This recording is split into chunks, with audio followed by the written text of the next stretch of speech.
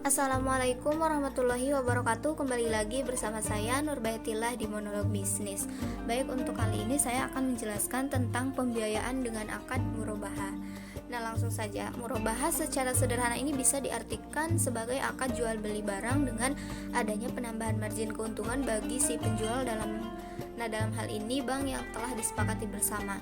Berdasarkan data Otoritas Jasa Keuangan, akad murabahah ini menjadi penyumbang besar pembiayaan perbankan syariah di Indonesia dengan porsi kurang lebih 60% ketimbang akad lain.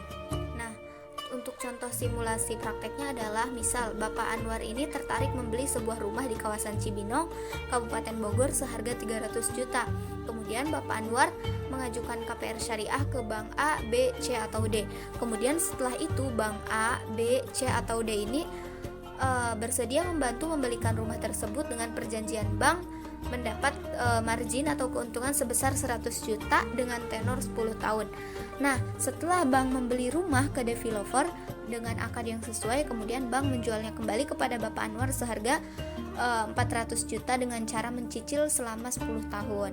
Nah, sesuai kesepakatan margin keuntungan, dengan demikian Pak Anwar membayar angsuran per bulan kepada Bank A, B, C, atau D sebesar 3,3 juta lat hingga akhir masa angsuran. Seperti itu untuk contoh prakteknya.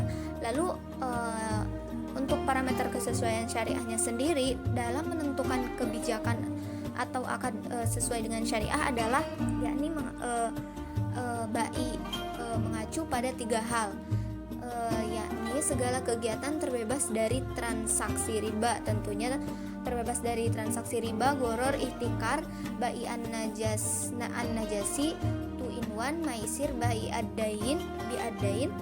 Kemudian selain itu objek akad yang tidak halal, terus kegiatan bisnis yang terlarang termasuk perbuatan zolim karena dapat merugikan pihak lain. Nah, itu yang pertama. Yang kedua, setiap produk mempunyai landasan akad atau transaksi syariah. Hal tersebut tentunya sangat penting karena karena untuk memperjelas hak dan kewajiban seluruh pihak yang terlibat dalam produk bisnis tersebut.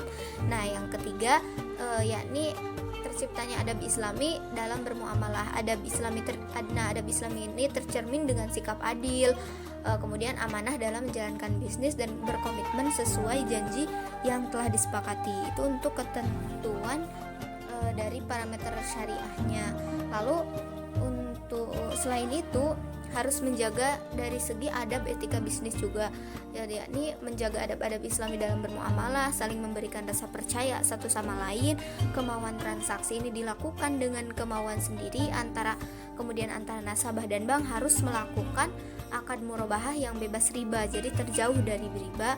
Kemudian KPR juga harus menyampaikan semua hal yang berkaitan dengan pembelian. Sebagaimana dalam Fatwa nomor 111 Dewan Syariah Nasional Majelis Ulama Indonesia tahun 2017 menjelaskan ketentuan terkait hukum dan bentuk murabahah, yaitu akad jual beli murabahah itu mengatakan bahwasannya boleh dilakukan dalam bentuk-bentuk BAI al-murabahah al-adiyah maupun dalam bentuk BAI al-murabahah lil amir bi al-syira. Seperti itu dalam fatwa. Kemudian dalil kebolehan akad dalam OAIP juga disebutkan. Dalil untuk kebolehan akad murabahah adalah sama dengan dalil yang digunakan untuk kebolehan akad jual beli. Di antaranya adalah firman Allah bahwasannya Allah telah menghalalkan jual beli. Sebagaimana ulama mendasarkan juga pada firman Allah, yakni tidak dosa bagi kalian untuk mencari karunia Allah Subhanahu wa taala. Nah, ini karena keuntungan rib memiliki makna yang sama dengan karunia. Sebagian ulama mendasarkan kebolehan murabahah juga pada kias terhadap jual beli tauliyah. Dalam suatu riwayat juga disebutkan bahwa Rasulullah SAW membeli unta untuk hijrah dari Abu Bakar dengan harga atpar atau tauliyah. Ketika Abu Bakar ingin menghibahkan unta tersebut, Rasulullah mengatakan, tidak, saya akan bayar sesuai dengan harga pokok pembelian atau saman. Nah, itu kemudian jumhur ulama juga sepakat akan kebolehan akad murabahah ini. sebagaimana dalam kaidah fikih, pada dasarnya semua bentuk muamalah itu boleh dilakukan kecuali ada dalil yang mengharamkannya, seperti itu. Dan juga dalam kaidah lain, sesungguhnya waktu itu memiliki porsi harga. Sesungguhnya waktu memiliki porsi harga, seperti itu. Kemudian dalam penjelasan pasal 19 Undang-Undang pada tahun 2011 tentang perbankan syariah juga disebutkan bahwa murabahah adalah akad pembiayaan suatu barang dengan menegaskan harga belinya kepada pembeli, dan pembeli membayarnya dengan harga yang lebih sebagai keuntungan yang telah disepakati. Dalam berita juga ada dalam berita bisnis.com yang berjudul akad murabahah didominasi pembiayaan pada bank syariah.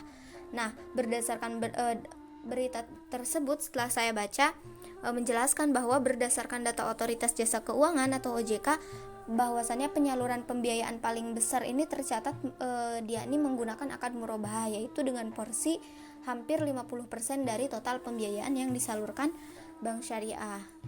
Nah, seperti itu. Itu mungkin sekilas terkait penjelasan pembiayaan KPR syariah menggunakan akad murabahah. Nah, mungkin ini yang dapat saya sampaikan, kurang lebihnya mohon maaf. Wabillahi hidayah wa taufik. Wassalamualaikum warahmatullahi wabarakatuh.